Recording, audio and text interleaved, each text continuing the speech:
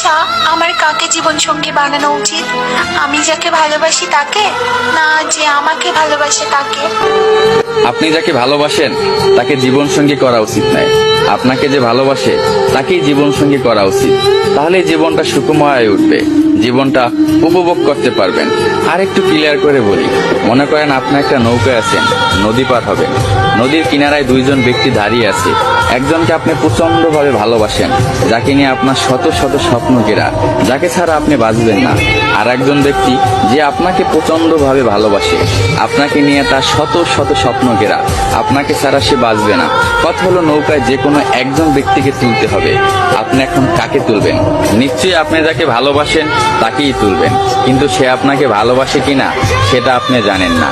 নদীর মাঝপথে যাওয়ার পর যদি নদীতে জ্বর হয়, তখন সে হয়তো নিজে বাঁচার জন্য আপনাকে নদীতে ফেলে দিতে পারে। তখন আপনি ডুইবা মরবেন, আপনি সাতটাইয়াও কিনার পাবেন না। তখন আপনি বুঝতে পারবেন যে জীবনে কত বড় ভুলটা করছেন। আপনাকে যে ভালোবাসে তাকে যদি আপনি নৌকায় তুলেন, আর নদীর মাঝপথে আইসা যদি জ্বরও হয়, সে কখনোই আপনাকে ছাইরা যাবে না, কখনোই আপনাকে ফালাইয়া যাবে না। বাঁচতে হইলে দুজন একসাথে বাঁচবে, মরতে হইলে দুজন একসাথে মরবে। আমাদের যে ভালোবাসে তাকেই আমাদের লাইফ পার্টনার করা উচিত, তাহলে আমাদের জীবনটা সুন্দর হবে, আমরা জীবনটা উপভোগ করতে পারবো, হাসি খুশি ভাবে দিন কাটাতে পারবে।